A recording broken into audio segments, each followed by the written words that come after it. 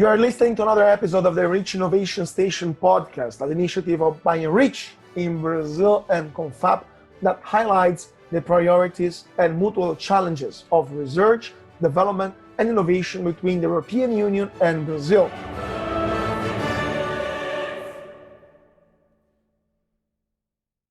Ladies and gentlemen, welcome to a new podcast of the series ENRICH Innovation Station, an initiative of ENRICH in Brazil and of the Brazilian National Council of State Founding Agencies, CONFAB, whose objective is to highlight mutual priorities and challenges for the European Union and Brazil in research and innovation. Today, we will talk about a very interesting topic, impacts of COVID-19 on food systems and food security. I'm Carlo Cauti. I'm president of the Association of Foreign Correspondents in Brazil, and I have the pleasure and the honor of presenting the seventh podcast of the ENRICH series. And in order to deepen this important and interesting topic, we have two important international guests with us. President Silvio Crestana, former president of Embrapa, Brazilian Corporation of Agricultural Research, and senior scientist. It's my pleasure. Thank you very much. And we have also guests from Italy, is Professor Matteo Vittuari, Associate Professor of Agricultural and Food Policy at the Department of Agro-Food Sciences and Technologies of the University of Bologna. Thank you to be with us today. Thank you very much and good morning to everybody. Good morning to both of you. And so let's start with our questions, our talk about food systems and food security. So I would like to start with President Crestana asking about the impacts of COVID-19 on food systems and food security here in Brazil. What was the impact on these two important topics of the pandemic here in Brazil? Please, Professor. I think everybody agrees that the pandemic affected the hegemonic food system in different ways. In Brazil, in the case of Brazil, the pandemic amplifies existing social, racial, and gender inequalities, and further compromising the guarantee of the human right to adequate food and the realization of food and nutritional security among the most vulnerable. The creation of institutional arrangements by the government for crisis management, it happened in Brazil during the 6-7 months of the pandemic. Among the proposed actions, those related to access to income, such as emergency aid, and food, such as authorization for the distribution of food outside the school environment with federal research from the National School Food Program, stand out. However, setbacks and disassemble in the area of food and nutritional security can compromise the federal government response capacity to the COVID-19. After 2020 and the COVID-19, we see that the impacts on the standard of living of a substantial part of Brazilian society will be important. Also social, as I said, inequality is increasing. Food consumption, on the other side, is increasing the number of people at risk of food insecurity. At the same time, Brazil is a country important to the world. We are the largest tropical country in terms of agriculture and production and exportation, the largest tropical biodiversity. We have the best tropical knowledge and technological package for agriculture, the largest surface area covered by water, one of the top largest renewable energy producer, I would say the largest one. We are the 19th world economy and a democratic power, more than 200 people. So Brazil is a superpower in that sense, in agriculture, environment, energy, and technology. So at this moment, Brazil is not helping the country, the internal market in terms of food security and food safety, but also the rest of the world in terms of food security. We are supposed to feed 41% of the demand, of the increasing demand for food of the world. And also one of our 4 products flowing in the market, in the international market, comes from Brazil. So I would say say we have the two sides. One is internal and external. So we are important producer and exporter. At the same time, we have the largest biodiversity, forestry, and the environmental assets that can be and will be very important in the present and in the future. Thank you very much, President. And I would like to ask the same question, of course, on the European side to Professor Vittuari. So, what was the impact of the pandemic of COVID-19 on food system and food security on the European point of view? Professor, please. Okay, thank you very much. So the lockdown that was implemented in Europe during the spring in order to address the COVID-19 outbreak, I believe highlighted a number of challenges that have been posed to the food system in general, including a number of economic and social inequalities on a consumer perspective, but also a number of very pragmatic issues and challenges that are characterizing the food supply system. If we look from a food production point of view, the production suffered from a consistent limitation of transport lines and a generalized closing of borders. We have seen during the spring season workers that were unable to reach the farms, making it hard to harvest or to catch or feed seasonal products. At the same time, the forced social distancing measures had an impact on the way workers were providing their work in the field, or created a number of limitations within the normal operation. And also, if we look at from a distribution point of view, so at the food distribution level, we have all in mind these images of very long queues outside the supermarket. At the same time, the supermarkets were providing a secure way to food access, but at the same time, there was another reality that is the one of more informal, way of delivering food, small farms that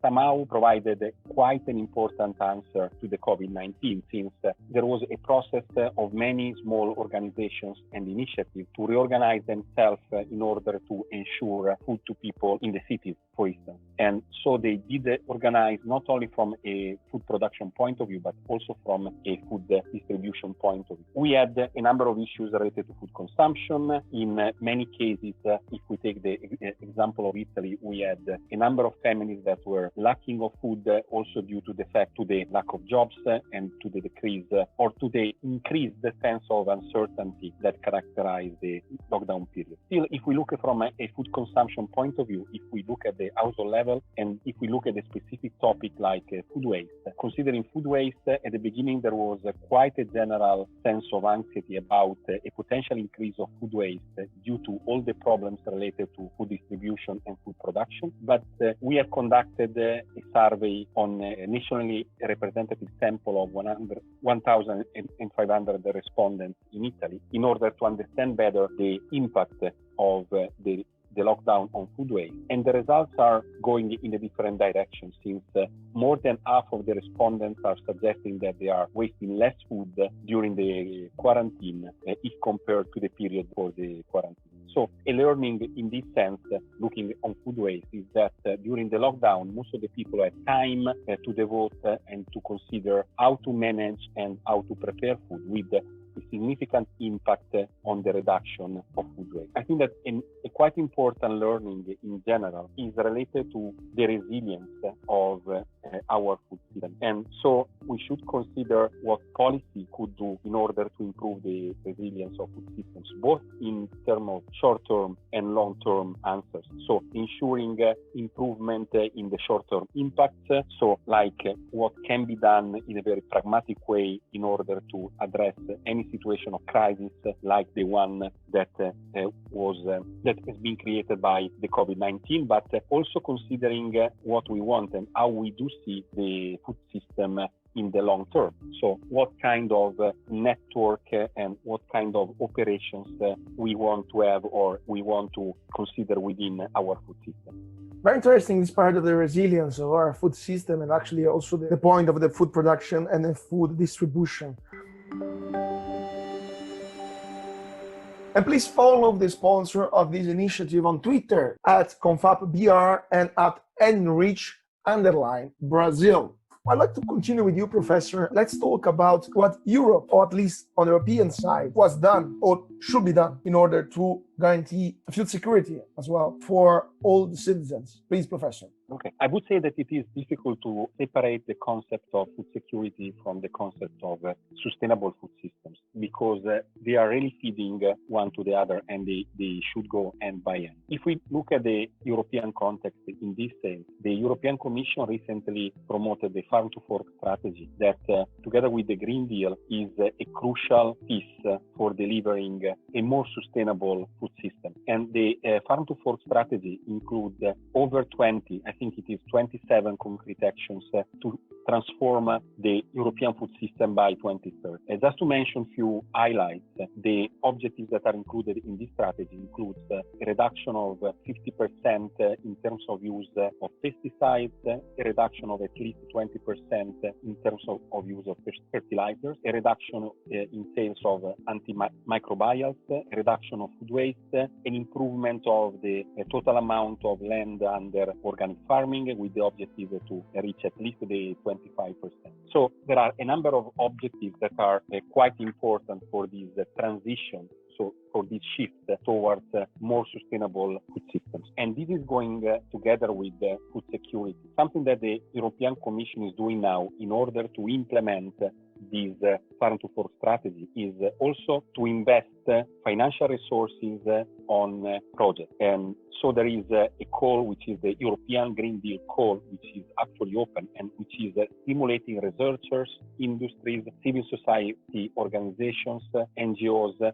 So all the stakeholders that are somehow engaged with food production and consumption in making proposals in order to give a contribution for the achievement of the objectives that have been set with the Farm to Fork strategy. It is a context where looking at the Farm to Fork strategy, there are different calls, so different areas where researchers, enterprises, and stakeholders can contribute. And if we want to make a connection between sustainable food systems and food security, one of these calls is addressing healthy diet. And by addressing healthy diets, the European Commission is stressing the need to engage and to deliver healthy diets that are affordable and that can be related to vulnerable groups, such as those that have economic challenges, but also including within vulnerable groups, younger generations and elders. And if we look at the younger generations in Europe, but as well in Italy, we have a problem with the level of obesity of kids that is constantly increasing. And so we have the need to somehow support a shift to more healthy diets, so to the consumption of more healthy products, fruit and veggies, but also, let's say, other type of products. At the same time, we have a population in Europe which is getting elder. It is the average age of the European population is increasing. So we have also to address vulnerable groups in terms of let's say, elders. And we have seen how elders are important and how elders might be fragile also during the COVID-19 pandemic, where we are having a more clear idea about what generations are stronger and can provide different responses in terms of health, and who are the generation and the groups that need a stronger support. So Europe is moving. The Green Deal provides quite a space to consider the European food system post-COVID-19, and especially looking to a transition and shift to more sustainable production and more healthy diet, so a more sustainable consumption as well. Perfect. Thank you very much, Professor. Let's stress a little bit later on the point of the cooperation. But now I would like to ask the same question to President Crestana. President Crestana, so what Brazil can do, should do, in order to guarantee, to ensure food system security to everyone? Please, President.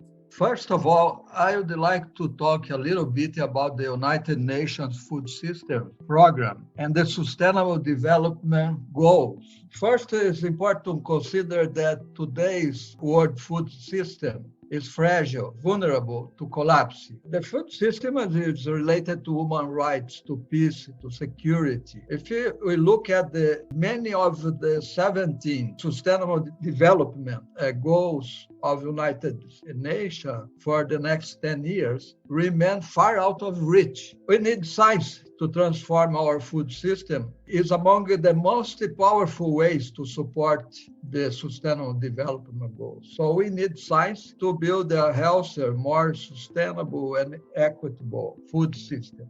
Also, is interesting to take into consideration some of the United Nations objectives. And later on, I will talk about the role of Brazil on that. First is ensuring access to safe and nutritious food for all. That's the right of food. The second is shifting to sustainable consumption patterns, health and sustainable diets, reducing wasting. The third one is boosting nature positive production at sufficient scale. The number 4 is advancing equitable livelihoods and value distribution. The number 5 is building resilience to vulnerabilities, shocks, and stress. One of the goals on one of the tasks would be to build a powerful digital platform to mobilize science and scientists, innovation institutions to support sustainable development goals.